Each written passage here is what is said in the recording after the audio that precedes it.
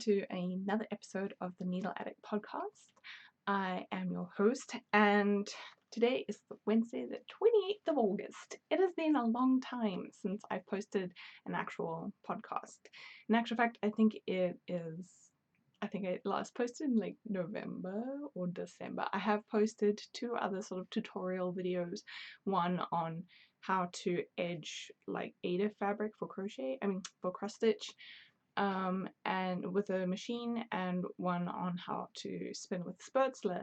But other than that, it has been a long time, so I have a lot to show you and a lot to talk about, and this might land up being a very long podcast. In actual fact, I might break it up into 2 episodes, just seeing how long it is. The other thing is that it's going to be very disorganized. As you can tell, like, I don't think the lighting is doing it best at the moment. And yeah, I'm just generally disorganized, so we're just gonna roll with it and see what happens. So, yeah, so I think the first thing I'll start off with is that in the end of June, beginning of July, myself and some of my family-in-law and my husband went on a trip to Aviemore via Aberdeen, and then we stayed in Aviemore for a while, and then we went from Aviemore to Skye, the Isle of Skye, and we stayed there for a bit, and then we went down again via Fort William. But that I'm only going to include the bits where we did fibre related things. So yes. So to start off with, the first day we went to Aviemore, but we went via Aberdeen because we wanted to see Aberdeen, but I also really wanted to go to a shop called Wool for You, and that's spelled E-W-E. And there, I'm gonna have to dig in this pile of stuff next to me, but there I got this. Well, my sister-in-law bought this and asked me to knit her a pair of mittens out of it. So I have actually already knit them, which is why I'm not sure where the ball band is. I think it might be in my other room, but things are a bit messy because we've had a lot of people here. I'll probably get into that later.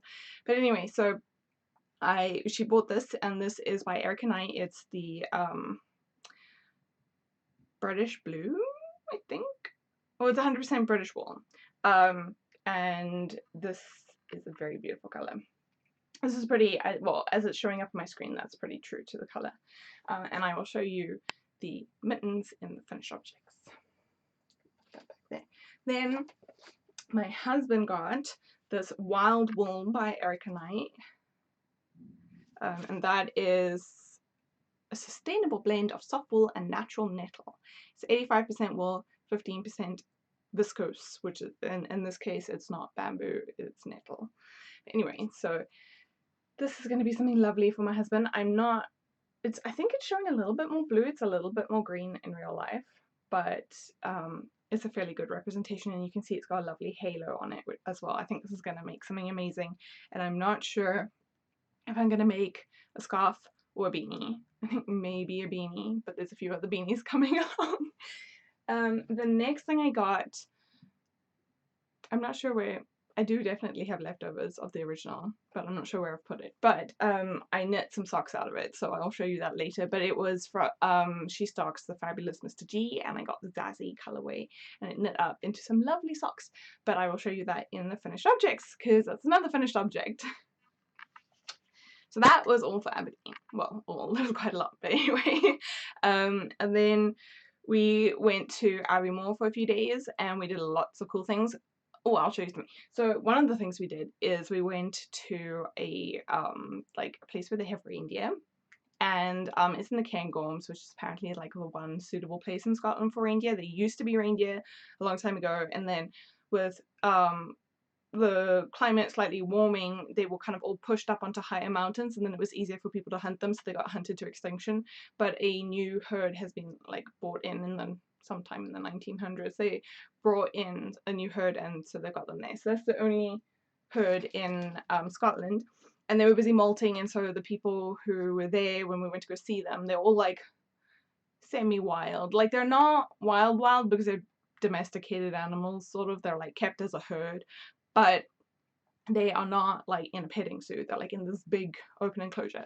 But we went to go feed them, and they said I could take some of the fluff. So you can see it's quite hairy. Like I think they would be quite difficult to spin because it doesn't have a lot of, it's not floofy like sheep fluff. It's not like, it's quite, it falls apart. I don't know how to explain that. But anyway, so that's my reindeer fluff. And then I think it was actually on the same day afterwards we went to the Knockando spinning mill, which I think you might remember me speaking about this last year sometime. But my husband went on a trip near there and he popped past Knockando wool mill and bought me some wool. I think it was last year or maybe the year before. But so that was very special, but this time I got to go there myself, which is really cool because Knockando spinning mill is a mill where they still have Victorian spinning equipment that they keep maintained as like a historical thing, and but then they spin new wool on it, and which you can buy. So we got, well, I mean, we spent a lot of time there in the museum section busy looking at everything, but afterwards we got this, which is going to be a colorwork hat for my husband.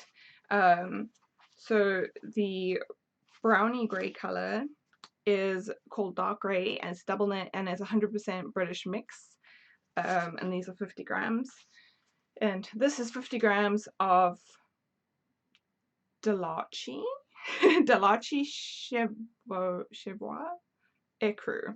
So I think the colour is Ecru, and that is also double knit. So I'm going to mix these together. Oh, that's the name. The wool is 100% North County Chevois. I'm sure I'm pronouncing that wrong. But I think these are going to make a lovely hat together. So yes, that's what we got. Yeah, I don't want to go too much into the mill because I feel like it's going to make this episode really long. But it was really cool seeing all the sort of like older machinery and that sort of thing. And they have a water wheel, but apparently as soon as they got electricity, they stopped using the water wheel because the water wheel, that particular one, was not particularly efficient. So as soon as they could, they switched over. But yeah, it was very cool and very interesting. And they've got a lot of different rooms and stuff with boards of information about who owned the land and like floods and things they've had in the past. It's really interesting, so I would definitely recommend that if you were in the Cairngorms area. Then when we went to Skye, we went to two places on Skye for wool. The one was kind of an accident. It was in Portree and I just saw they had like a craft shop, and so the wool I bought was not particularly like, I don't know, like it wasn't particularly from Skye or anything. It was just wool that I saw that I'd not seen before and I really liked the colours, so I bought it. So it's actually part of a project I'm working on, but I think I have one of the balls. So the ball's a bit messy because I have already started using it, but this is Superba de Grade. I don't know if I'm pronouncing that right. It's by Rico Design, and it's a 4-ply. And the color is 004. There doesn't seem to be a name, but I really liked this color, and I also got like a green toned one, which I will show you later on when I show the finished objects. But yeah, so this wasn't particularly like from the Isle of Skye or anything, it was just in stock there, but you know I love knitting socks and it was just a cool wool that I'd not seen before, so we got that. Then also on the Isle of Skye, I went to the hand spinner Having Fun, which was really awesome. I really enjoyed it there.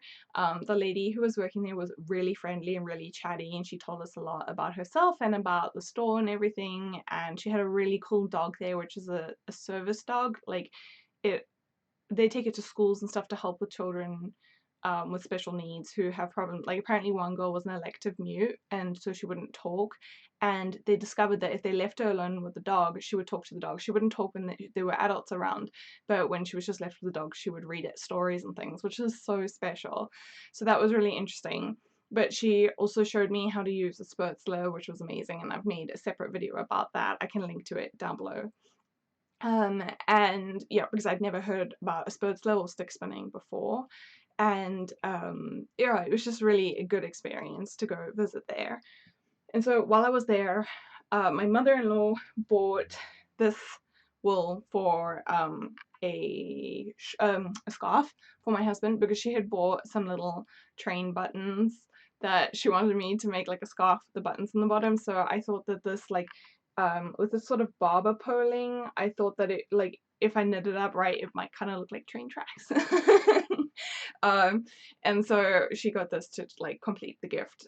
So I need to knit this up, but I want to find the right pattern though. I don't want to just knit a plain scarf because first of all, I think it'll be nice with some texture to kind of like mimic tracks or something, but I also want it to kind of lay flat, and I know if you knit in stocking knit and it's knit flat, then it often doesn't, it kind of curls at the edges, and so I've got to find the right pattern to kind of counteract that.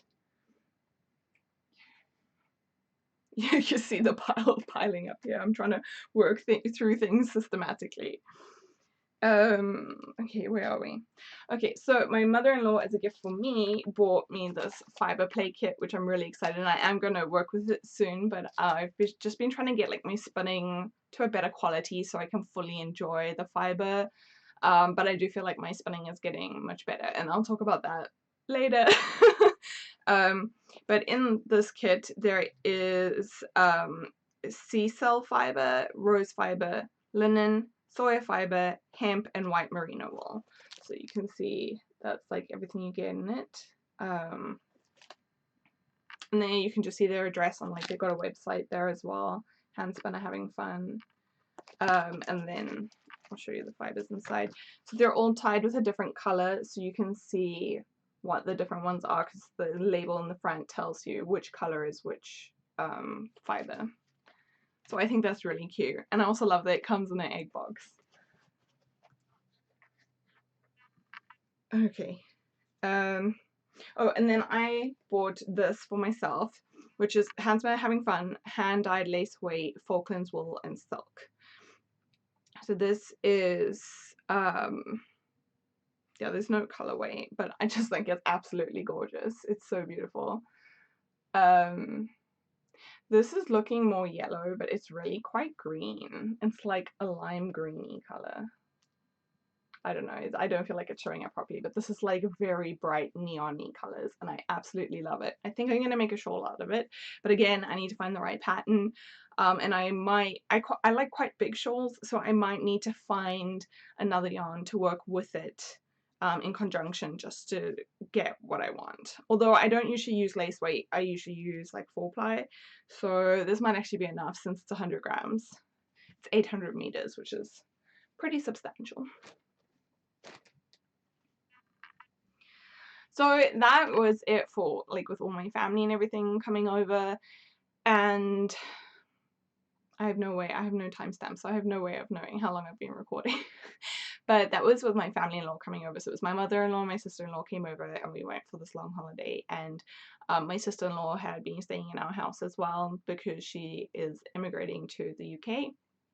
And so I've kind of not been in my craft room for a very long time because the spare bed is in the craft room, and so I moved one of my craft tables into our bedrooms that I would have like some sort of space to do something, and that the bed could be pulled out into like a full double bed. But it means that a lot of my stuff is half in the bedroom, half in the craft room, and so I can't find half of my stuff, and it's very disorganized and very stressful. But I couldn't pack it away because a week after my sister-in-law left, my parents arrived in the UK for a holiday, for an extended holiday. So yeah, things have been kind of crazy, which has also been why I've been a bit lacking in posting in videos, and even on Instagram I've been quite bad at keeping up with things because things have been kind of crazy. But yes, we went to go visit some family with my parents. My husband was, unfortunately, he had to work, he couldn't take leave. But me and my parents went to go visit some of our other family who live in Ipswich, and while we were there they suggested that we go to Lavenham to go and see the amazing houses that are there. So there's a thing called Lavenham Blue because oh, my cat's calling me. Jack, I'm upstairs. He always calls me when he comes inside from being outside. So Lavenham Blue is, they used to dye wool with woad and make this blue colour, and they would sell the blue wool. And hello, have you come to join us? Where have you been? Excuse me. Hello, this is my Jack. Okay, well, you can't really see him because he's on my lap, but maybe I can, oops. Well, you can just a little bit see Jack and a little bit see my face, so it's fine. But, so once, the newer ways of dyeing wool came, which were maybe more light fast, I'm not 100% sure, but they were also easier to dye, the wool trade kind of dropped out of Lavenham. And so a lot of the people who owned houses there could not afford to modernize or upgrade their houses. And so the houses are still like these amazing, really old houses. And obviously now people are starting to visit there again, and it's becoming more popular because it's like a little encapsulated bit of history. And it's really cool. And I might be mistaken, I think it's Tudor style houses, but I could be wrong. But it's so amazing because they are all kind of like leaning this way and that way, and they lean out into the street, and they're kind of wonky because like the most amazing thing, oh, I've actually got some pictures, I should be able to insert some pictures here. But the most amazing thing is that like they used tree trunks and like planks and stuff out of the trees, but they weren't shaped. So literally if the tree kind of moved, if the trunk kind of moved like this, the whole wall moves like this. It's so amazing. I've never seen anything like it. So are you going? Okay, bye. So I'm really glad. Yeah. Okay, back to normal. So I'm really glad that I got to go and visit there and see it. But while I was looking up on it online, I saw that in a nearby village there is a yarn store owner who has started dyeing wool with woad in the old traditional methods. So I definitely decided I need to go there and go find out about it. So the wool shop is called Wool Patch, and sorry, I just had to think about that for a second. It's Wool Patch, and so we drove. It wasn't very far. I think I've written down. It's in Long Melford in Suffolk, and so we drove there, which was like maybe 10 minutes away from Lavenham, and when we got there, I didn't see any of the woad on the shelves or anything, so I was like a little bit nervous, like, oh, is this the right place? Like, I don't know if this is right, but then the store owner was really friendly and came up to us. So I said, well, you know, I did hear online that you might possibly be selling wool dyed with woad. And so he was really friendly and said, yes, no, he's got some, it's just in the back. So he brought through this big box for us to look at, and he encouraged us to like look at it and touch it and everything. He was so friendly and nice. So my mom was with me. And so we looked through all the woad and everything, all the woad dyed wool, and there was also some alpaca as well. So we had to look at everything, and so we landed up coming away with 2 purchases. So I bought some sock wool, surprise, surprise. So you can see lovely little label that says Lavenham Blue, and this is the Wool Patch at the bottom with this cute little sheep with the little, oops, with the little patch over there. It is so cute. Oops, why is it focusing on my face? There we go. And so this is 75% Blueface Leicester as superwash and 25% nylon. So this is perfect sock wool, and I'm definitely gonna knit a pair of socks, probably for my husband, out of these. And I'm very excited about it. And what I love is that it's not just like, I love that there's like little specks and fleckles, and some of it's darker and some of it's lighter. Like, I just absolutely love that. And I'm not sure how it will work with socks, but I've heard, so I'm not sure, don't take my word on this, but I've heard that Lavenham can kind of fade almost like denim does, so where it gets a bit of wear, it'll get lighter. So I'm so excited to see if that happens with these socks. Like, I would love that. And then my mother bought, this is, oh my goodness, one second, I left the label. So just here in case you were wondering, his name is Stuart. He wrote it for us there, by Stuart. And so this is an alpaca from, well, this is alpaca wool from an alpaca named Pablo. How cute is that? I absolutely love it. So apparently it's a local alpaca who they managed to acquire. I don't know if they own the alpaca or if he's friends, or I don't know, but he managed to get some of the wool and have it spun up. And so this is, yeah, this is the alpaca. And he said that he wasn't so happy with how it dyed, because you can see it's only taken the blue in certain places. He was hoping it would come more of like a deep indigo, but it would take so much woad to like dye over it that he's not sure like how he's going to continue with that. But my mom loved this. unfortunately, I'm allergic to alpaca. Like, everyone's like, oh, it's so soft. I find it so scratchy. Like, it makes me prickle. I don't mind working with it. Like, it's okay on my hands, but I can't wear it. So this is definitely going to be something for my mom. But she's very happy with this. And then the second thing was a merino superwash fingering, and it's a single. You can see it's like a spun single. And this came out like amazing. This kind of reminds me of Delft. Like, I'm sure it'll knit up amazingly. And I did promise to send Stuart some pictures. Like, I'm sure I've seen he's got Instagram, like this is the Wool Patch Instagram, so I'm just gonna tag him once I knit it up. And I'm just so excited. Like, just look at these colors. Oh my goodness, it's so beautiful. So that is amazing. It's just getting bigger and bigger over here. Yes, so that was Lavenum, which was amazing, and the Lavenum Blue from Wool Patch, and so I highly recommend you to check that out if you are ever in the area.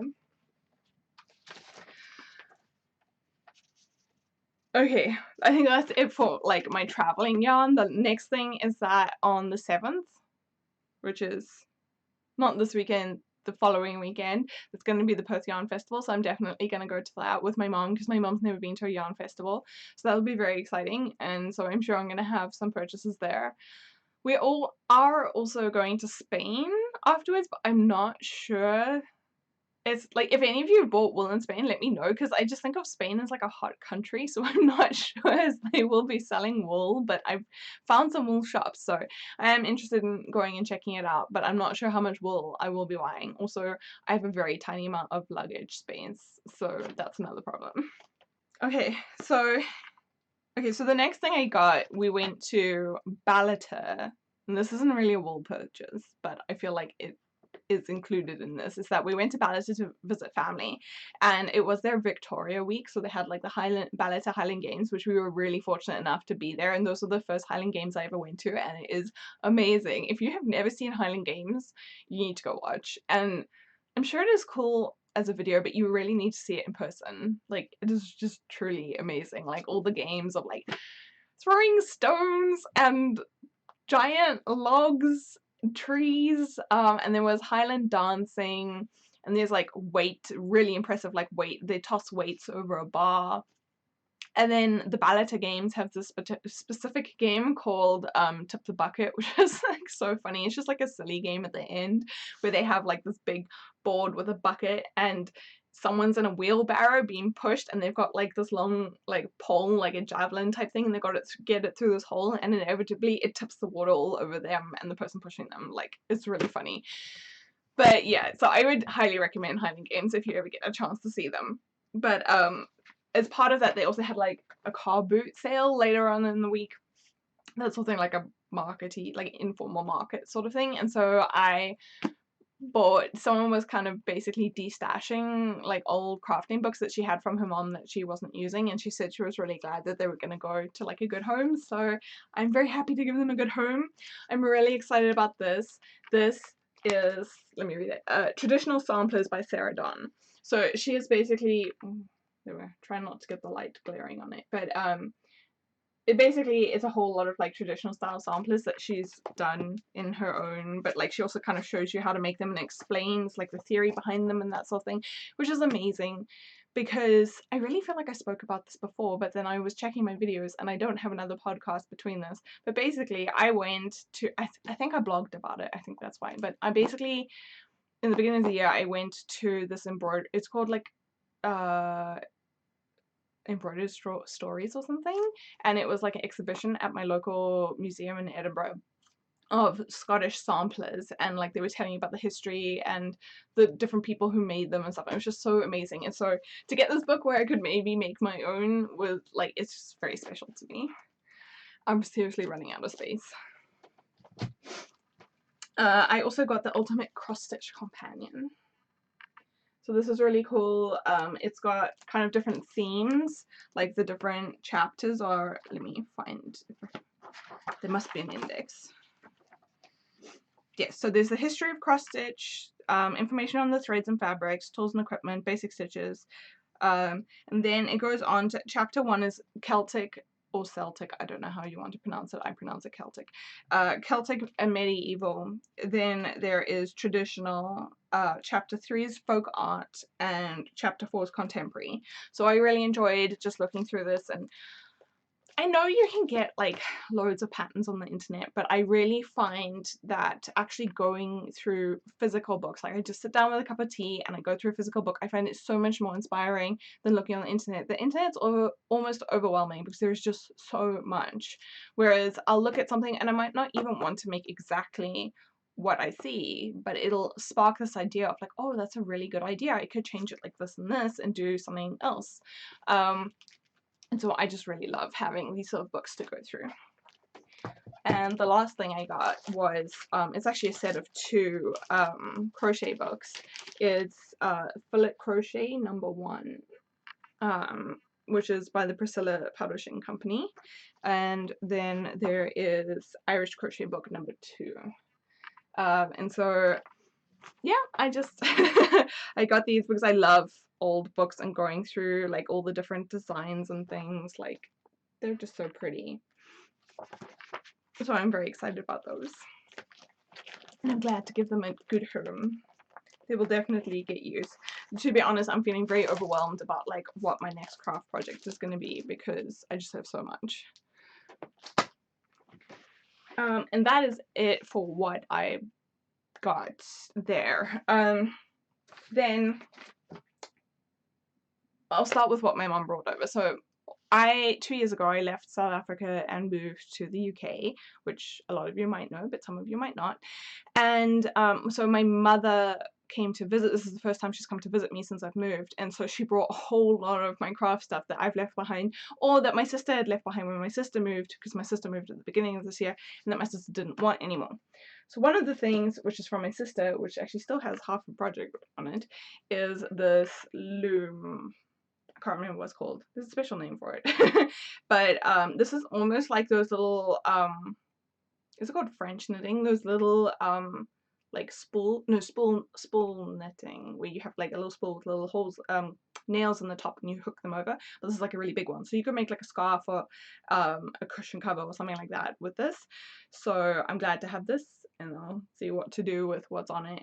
But you get patterns and stuff on the internet, so this is quite a cool thing to have. And I mean, I don't know if I'd go and buy it, but since it was going to be thrown out, I was like, I'll have it, I'll save it, can you come live with me?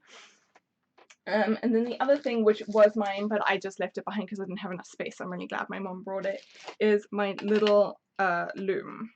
That goes on that side. So this is a little weaving loom. So that, yeah, that's where you have your the threads that go through, and on the end, and you can scroll. These bottom ones scroll, so you can roll it longer. So it can only be this wide, but it can kind of be as long as you want it to, which is nice for making like placemats. And I suppose you could make like a small cushion cover. You can make a scarf, but the thing is that like I'm not that into weaving. Like, I do like to do a few projects every now and again, especially if I have scraps left over, or if I've done some hand spinning that is not really a good enough quality to actually knit with, then I would like to weave with it. But I don't want to get like a ginormous weaving loom because it's not really my thing, although my husband really does like doing weaving, so I'm really glad to have received this back. Then from my grandmother, unfortunately my grandmother has retired from knitting, which I find very sad because she is one of the most inspirational knitters in my life, and I've always looked up to her greatly, and she and my mother taught me how to knit when I was very young. So I'm very sad that she's retired, but I understand, like, as one ages it can become more difficult to knit, and so I have received, I'm not really gonna open it, but I've received a bag of, like, it's just mainly acrylic yarns and stuff that she had that she was not going to use anymore. And I've decided, because my gran did a lot of knitting for charity, I want to knit or crochet these into probably like maybe beanies or something for charities, or scarves and that sort of thing, and donate them to charity, because I feel like that would be a good use of what she would have used it for, and something that would honor the memory of her knitting. So I just wanted to show that, because that's something that will come up in the future. I'll be showing things that I've made that I want to donate to a suitable charity. So, but I'm not going to go through it all because there's quite a lot of it. And also it's mainly South African stuff, so unless you're in South Africa, you're not really going to be able to buy it, and yeah. Anyway, then I'm going to jump around a bit, but I finally bit the bullet and bought some fat quarters. There's quite a lot here, but so for the last like 2 years, every time I go into Hobbycraft, I see the fat quarters and I'm like, I really want to get some fat quarters. But I don't really do patchwork. Like, I want to, but I'm so afraid it seems so complicated that I'm like, no, I could never do that. But I finally just decided that I've spent too long looking at them longingly. I need to do it. So the first thing I bought was this one, which is a lovely Christmassy print. Christmas in August, I know. But oops, I will put a link to what I'm planning to make with it. My goodness, I'm gonna have to insert her name here. I can't remember her name. I'm so sorry. But there is a podcaster who I follow, who I really like watching her podcast, and she does a bit of kind of everything, and she has a tutorial on how to do like a little Christmas tree hanging, which is made out of fat quarters. So that's why I got the Christmassy colors, because that's obviously what I would need, and I know it's only August, but it's gonna take me a while to do. So that's why I got these ones, and I will put a link down below, and I will include on the screen her name. I'm so sorry.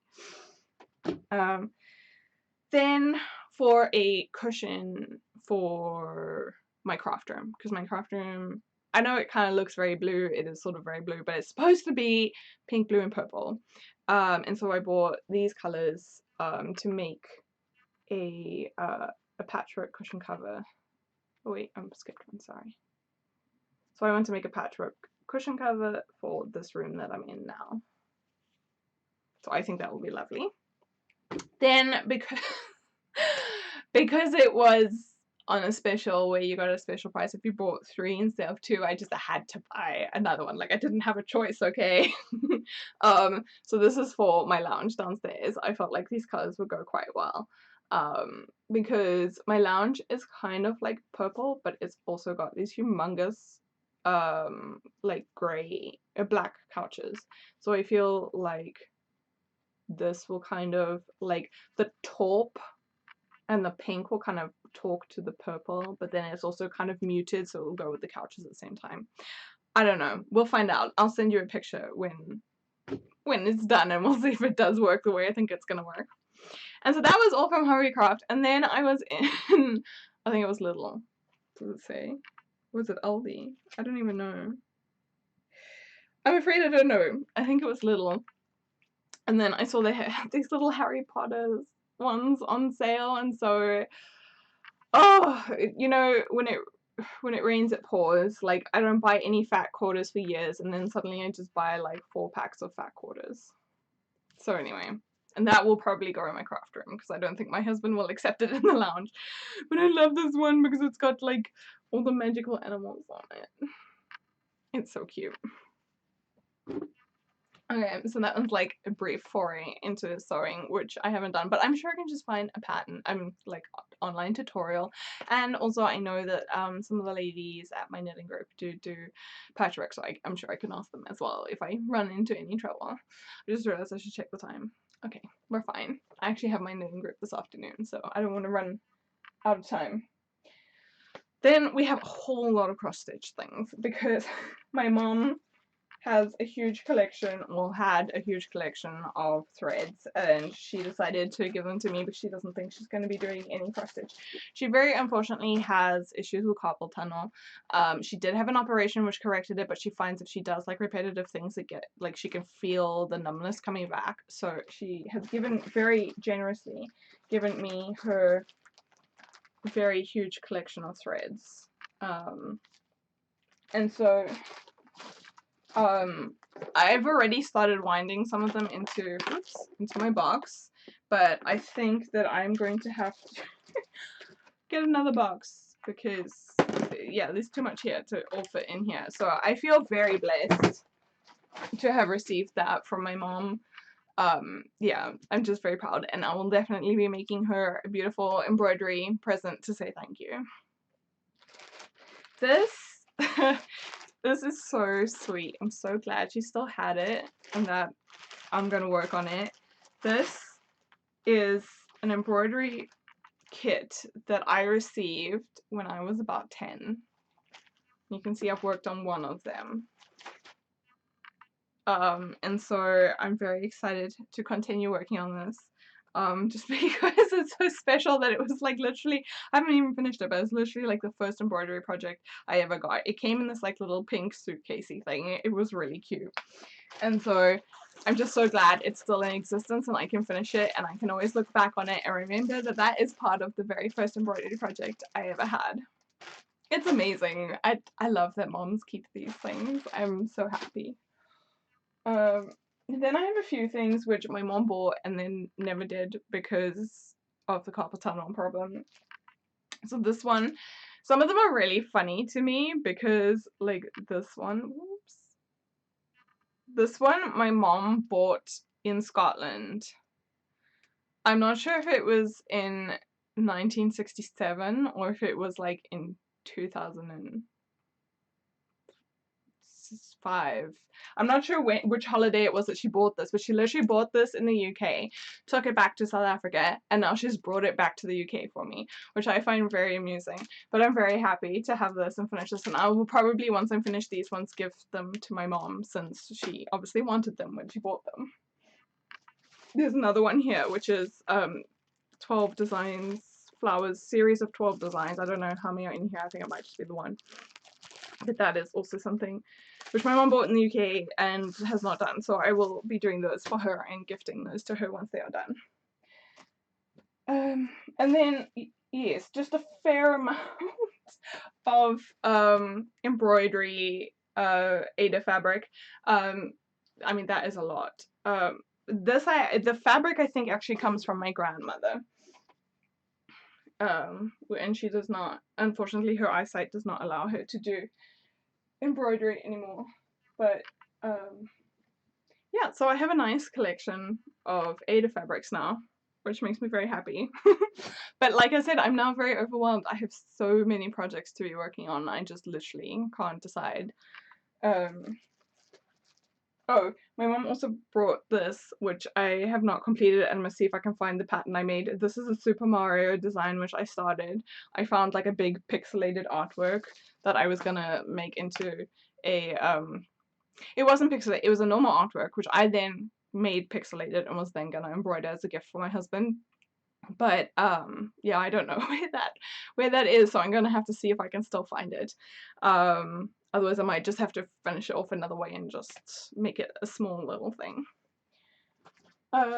Again, when I was at Hobbycraft, I was suckered into, they always have these little cross stitch thingies going really cheap, and so I might have bought some Christmas ones. And this one, I mean, this one has a cat with reindeer ones. Of course I had to get this one because it's just so cute.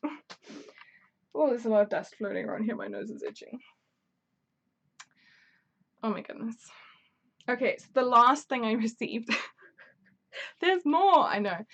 The last thing I received was we went to go visit a family member in Adrossan, and she had a tapestry sort of set that she said she was not going to use anymore. She was actually going to get rid of because she wanted it for footstools, but she felt that the weave was too open and so it wouldn't be sturdy enough for footstools. So she gifted it to me. And so this is, this was, here, wait, it's that way. So this is partly being started. Sorry, my nose is so itchy. This is partly being started, and unfortunately I've rolled up a bit because I have worked a bit on it. But so I have basically done like this big red one here, and I've done like kind of half of this one. And I've done a few spots, whoops, over there, but the rest she did. And so there's actually 2 of them. I'm not going to show you all the components, all the yarn for that one, because that one's kind of messy. But there is, this is the other one that goes with it. There we go. And so all the yarn is there. And amazingly, this is a design by K Facet.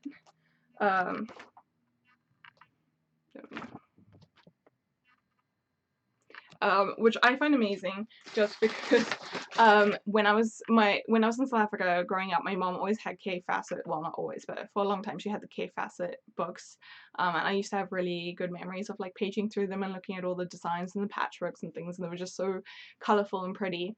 And then once I'd finished school, I was sometime, I think it was at university, or maybe I'd finished university already, but my local yarn store said that they were selling tickets for the K Facet talk. So K Facet came to Cape Town in South Africa and gave a talk, and so I was privileged enough to go and attend that talk, and my husband came with me, and so did my mom. And so yeah, I was just really happy. It was just like such a funny coincidence that these designs are by K Facet. It just makes it very special to me. Am I finally ready to move on to finished objects? I think I am. This has been a very long time, and if you are used to watching this podcast, you'll know that I usually don't actually have a lot of acquisitions. I usually try and take things really slow, and because I tend to be monogamous to my projects, I don't like to get too much in because, like I said, it's very overwhelming. But a lot of these have been incredibly generous gifts, and so I just thought I'd share it with you. But this is going to be a very long episode. I do not expect my future episodes to be this long. But okay, so finished objects. I'll start off with in May, my grandma was very ill, and we actually thought that she might pass away, and so I was having a bit of anticipatory grief. And for those of you who don't know what that is, that means when you start grieving the death of someone before they've died. And it sounds terrible, but apparently it's really common for people who are either terminally ill or very old. People start feeling anticipatory grief because, yeah, it's just like it's inevitable that they will die, but it's a horrible thing to deal with. Thankfully, my grandmother has made an amazing recovery, although she is still quite old. But she's made an amazing recovery, so I'm not struggling with that anymore. But in order to help me process my anticipatory grief, I decided to design some tam o' shanters, which, because my grandmother, as I said, she was a very prolific knitter, and she used to knit tam o' shanters, and she used to like wearing them a lot. And so I knit some, and I'm thinking of busy collating them into some patterns and then maybe selling them on Ravelry or something and donating the proceeds to end-of-life care like Marie Curie. So I will show you. This first one is called, my grandmother's name is Marguerite, so this is Marguerite in the Garden. So I don't know if you can see this. Oh, there we go. So there's kind of like a leafy design on the top, and then there's like berries coming down, and like there's a dark foliage on the top and then a light on the bottom. So that, and I will put that on. So that is Marguerite in the Garden. So that is the first design. Put that there on the chair. Then the second design is Marguerite by the Sea, because my grandmother absolutely loves going to the beach, and she kind of lived a lot of her life living by the beach. And so we start off with kind of the seashore and some waves down at the bottom here that kind of break with sea foam, and then it slowly gets darker as you kind of get out and more calm into the body of the ocean. So that is Marguerite by the Sea. And then finally we have Marguerite in Stripes. And this one's very special, and my gran got to see them, and she said this one's her favorite, which I'm not surprised, because my grandmother, she was a widow. My grandfather passed away when my mom was 6, and so my gran had to be incredibly frugal to survive on the sort of income that she got. My grandfather had like a state, he worked for the state, so my grandmother was supported by the state, but it was very little, and so she was very frugal, and so she was very well known for using up scraps in her jumpers and everything, and so everything came out in stripes. And so it kind of became a signature thing for her that everything was stripy. And so this is Marguerite in stripes. And so it is basically just a basic tam o' shanter pattern that you could just kind of make up your own stripes, which I totally encourage you to do. But I have actually given instructions on how to repeat the stripes in this kind of order and thickness if you wanted to do that. But you could totally just change the stripes as you run out of yarn. So those are my tam o' shanters for my grandmother. Sorry, my cat's around. Then I designed a bag, which I also want to sell, but the pattern for, but it's still currently in testing. Only have one tester, so if anyone else wants to test it, let me know. So this is a crochet bag. Oops, you can see the flowers in the corner, which I just added as embellishment, but it's kind of got like a rectangular bottom, and then it's fairly sizable. I would imagine you could use it as like a nice beach bag or something, but I use it as a project bag. So it's currently got a crochet blanket that I'm working on inside here. But because I just needed a really big, for crochet blanket you need a really big bag, so I thought that this would be perfect. I then made a sewn inner, so this is all part of the pattern. There's a sewn lining with a box bottom so that you can insert that in, and there's sewn straps as well, and it's got a little ribbon, oops, ribbon tie closure in the middle. So the reason I added the sewn lining, even though I do not think of myself as like an amazing seamstress, and I would never consider myself as making patterns for sewing, however, in previous crochet bags that I've made, I find that the holes are too big, and so you always have like little things falling out, and you're just always worried about that sort of thing. Whereas having a sewn lining, you don't have to worry about the bag stretching when you put a heavy thing in it, you don't have to worry about tiny things falling through, and that's the same with the sewn straps. It means that you will not have to worry about it stretching if you put something heavy in it and you put it on your shoulder. So that is why I've included sewing in this, even though I would much prefer to make crochet only tutorials. Then here are some socks which I made for my husband. There are 2 of them. And this is the Blue Azure colorway by Ripple Crafts, I believe. And these were bought at last year's Perth Festival of Yarn. Well, the color was the yarn was bought, not the socks. I made the socks. But there's how it came up, and I absolutely love the pooling and the striping, and it's just, oh, I love it. It's beautiful. And I really love the colors, and my husband really loves the colors, which is important because they're for him.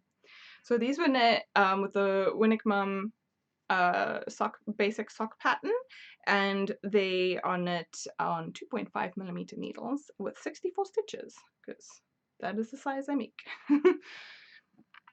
Then, unfortunately, I did not bring the pattern with me. Should probably go fetch it. But these are socks I knit for myself out of the yarn I bought from Aberdeen. And this is the Fabulous Mr. G Zazzy. And so this is a Regia yarn, which I can't remember the name of. I think it's Sugared Almonds. But this is the Fabulous Mr. G. And this I actually knit using a very old pattern. I think it was 1940s maybe. It's a men's sock pattern, so I had to adjust it for myself. But it also has like a very interesting heel construction. I'm going to go fetch the pattern so I can actually talk about this properly. So this is the pattern booklet. So it is men's socks, 4 designs, patterns, beehive fingering, 3 and 4 ply. So I used, where is it?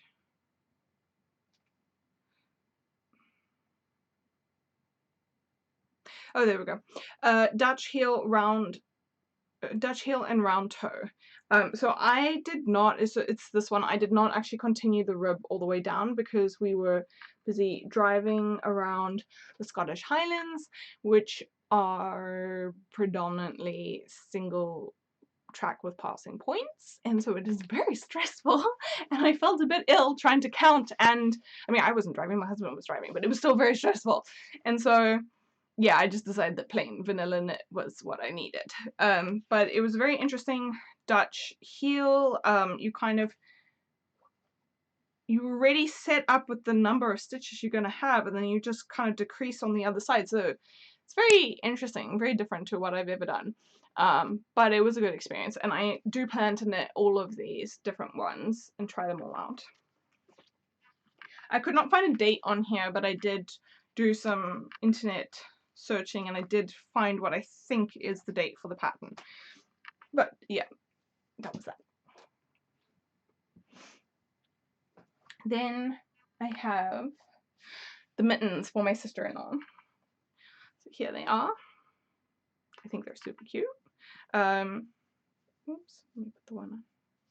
So her fingers are actually much longer than mine, so they're kind of a bit longer than I would want to have them. But anyway, so these are for her, which I think she will be very happy with, and I need to post them off to her. I did mean to do that previously. I was just going to take a picture and show you, but with having so many family members around and stuff, my parents are actually still here. They've just gone down to London to visit my sister for a bit, and they're coming back in a week's time. So yes, I am just taking a quick break to do the podcast, but family craziness is still happening.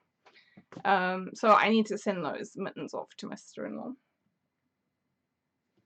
Is that okay? Well, then I'll move on. This is still a work in progress. It's not a finished object, but well, there's one finished sock. So this is from the yarn that I bought from Portree on the Isle of Skye, and so this is the Rico Superba, and so I'm mixing these two. So I'm doing kind of a green one with the reddy pink heel and toe for my husband, and then I'm going to do the reddy pink one for me with the green heel and toe for myself. And so we'll have matchy socks, which my husband is not entirely impressed with.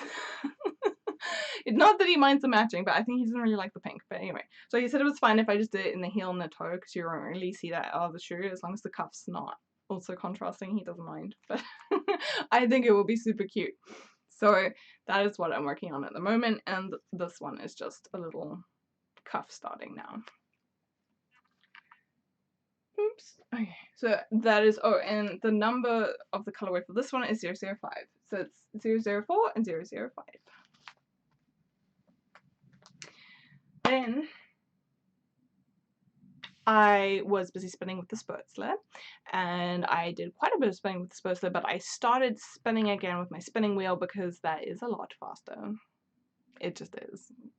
There's no other way around it. It just is faster. And I managed to spin much thinner than I've ever spun before, and I think that's because of spinning with the Spurzler. Spinning with the Spurzler, you do a park and draft, and so I feel like my drafting skills really improved, and so I was able to draft thinner and better for the spinning wheel, and so I managed to actually spin something usable. And I spun with some coloured roving that my friend, or some dyed roving that my friend had given me, and so I spun it up and then I knit it into this awesome hat. So you can see there's like a blue and a purple going on here, and then this is the pink and the red up here. So I spun like the two colours in the one way and the other two colours in the other way, and then applied them together so the blue and the purple went together and the pink and the red went together. So that is my beanie. I'm very happy with it because this is the first time I've actually really made something out of hand spun that I can actually wear. So I'm very happy with that. But it did get me to feeling like spinning with plain colored roving is really boring. So I'd previously bought 3 lots of undyed. There was 2, I think, Kent two Jacob and two Romney. No, two Jacob and one Romney. And I had spun up 2 lots of them already, but after spinning this, I was like, no, I don't like spinning undyed wool. It's just boring to spin one thing that's all totally one color. So I decided with the last bit I would do some hand dyeing, some natural hand dyeing. So I did not use any like mordants or anything, and I only used things which I was happy using in my kitchen. So I used some rose hips, and which I know you can make rose hip tea out of, so I'm happy using that in my kitchen. I used some brambleberries, which brambleberries, so that's totally fine. I used some nettles, which people make nettle soup and nettle tea out of, so I was like, that's fine. And then the last thing I used was onion skins. So I will insert a picture of some of that happening here because I didn't take any videos of it, but I will show you. So here are the colors that I dyed up. This is the bramble. It's like a pinky color. And this is the rose hip. It's kind of a yellowy color, so you can see them better together. Then we have the nettles, which came out like a greeny grey color, which you can see with those. And then this is the onion skins, which is very bright. And so I then spun it up, and I literally spun the thinnest I've ever spun before. It is a double knit, which I'm so happy with. I wanted double knit. Like, I don't really like knitting with thicker than double knit, so I'm super happy with how this came out. So I split them, so I had 4 colors and I split them into 10 little bits each, and then I spun 5 for half of it and 5 for half of it, so it was like 50 grams and 50 grams that I then applied together, and I spun them in opposite directions. So let's see, I went for the one I did onion, nettle, and then brambleberry, and then rosehip, and then for the other 50 grams I did rosehip, brambleberry, nettle, onion, so that when I spun them together they would not ply with the same colors, they would ply with a different color, so I would get that kind of barber pole effect. Also because I know that not each section would be the same length, so if I tried to ply them together, some of it would mix and some of it wouldn't, and then it would look kind of unintentional, I think. So I tried to do it the opposite way so it would be intentional. At least that was my aim, but I'm really happy with this. And I think I want to make a shawl out of it, but I'm going to wait till I have some more hand spun to do it with, because I don't feel like 100 grams of double knit will make a very substantial shawl for me. I will also show you very quickly. My husband made me a niddy noddy. So this, oh, I can fit it in the shot. This is the niddy noddy that my husband made me. I still need to sand it down and varnish it, but I'm very happy with this. And so wrapping around this makes it 2 meters. I tend to work in meters just because South Africa, where I grew up, did everything in meters, so I'm not very comfortable with yards, but I'm very happy with the meters, and so that is my niddy noddy. Oops. Is that everything? Is that finally everything? I do have a, I feel like, okay, I'll show you. I have been working on, when I've been flying, because I had to fly a bit, and just traveling long distance, I've been working on these little, it's called Swatch-tastic by Tin Can Knits, and it's these little triangles, and I'm making them out of leftover sock wool, and I'm going to make some bunting to hang up behind here. So that is something I've been working on, but very slowly, and I'm not going to show you all of them, because, yeah, I'll show you once it's done. Good grief, I feel like I've been talking for hours. But I hope that you enjoyed seeing everything that I've been working on, and hearing a little bit about my holiday trips and things I've been doing with family and seeing family, and I hope you're as excited as I am about whatever projects you have started, and I hope you're less overwhelmed than I am about what project to start next. But I hope that you have a fantastic day, fantastic week, fantastic month. I don't know how long it's going to be until I post again, but I hope that whatever you're doing, it is fantastic. Goodbye!